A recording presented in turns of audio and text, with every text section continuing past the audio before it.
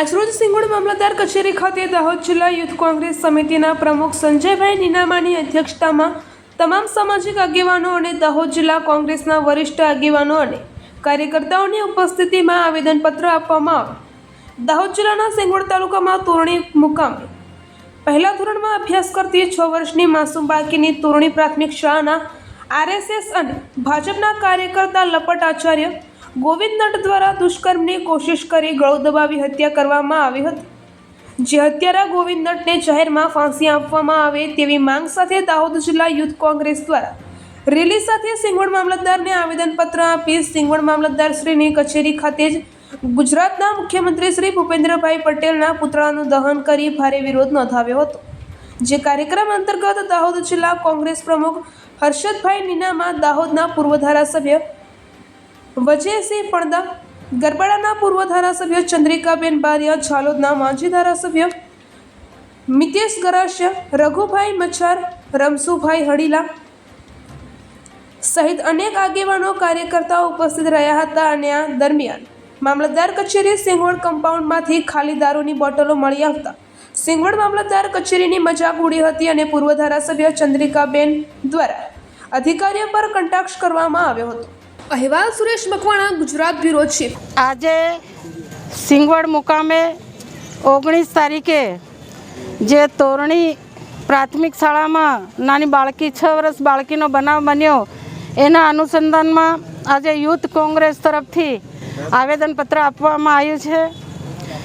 એમાં શાળાનો જ આચાર્ય અને 6 વર્ષની નાની બાળકી આ તમામ બહેનો આજુબાજુ ઊભી છે એમને કહેવા માગું છું, આપણે બધી બાળકીઓ આપણા ઘરમાં જન્મેલી હોય છે, તમે કોને જોઈને બીવો છો? આવા આચાર્યને તો આચાર્ય ના કહેવાય, ગુરુજી ના કહેવાય, લફંડ આચાર્ય એને આપણે તે દિવસ જ એની સ્કૂલમાંથી કાઢીને આપણે મહિલાઓએ એને ધોઈ નાખવો જોઈએ।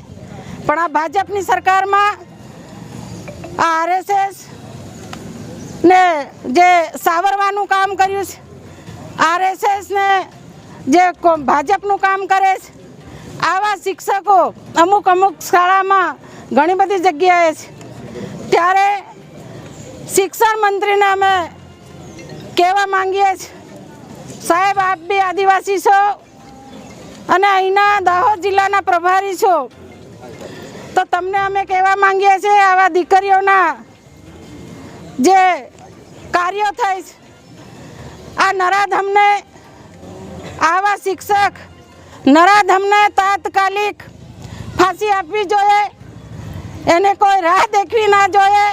હું તો હર્ષ સંઘવીને પડકાર ફેંકું છું કે હર્ષ સંઘવી ગૃહમંત્રી છે, મોટી મોટી વાતો કરે છે કે કોઈ ચંબરબંધીને છોડવામાં ના આવે। અરે ભાઈ, આ તો આપણી શાળાનો શિક્ષક છે નરાધામ, અને જે શિક્ષકને તમે ફાંસી ના આપી શકો તો અમને મહિલાઓને સોંપી દો, 1 અડધા કલાક માટે અમે ફાંસી આપીને રહીશું, કારણ કે અમારી બી દીકરી છે, એટલે અમને દિલમાં એવું લાગી ગયું છે, આંખોમાં એવું લાગી ગયું, ભલે લોકોને નહીં લાગ્યું, આજુબાજુ મહિલાઓને બિચારીને ખબર નથી, તો જાગી જાઓ કે આ ભાજપની સરકારથી આપણે સેતીને રહેજો। ટોપલા ભરી ભરીને મત આપો છો, આપણી દીકરીઓને બળાત્કાર કરવા માટે તમે આપો છો, ભૂલી જજો હવે।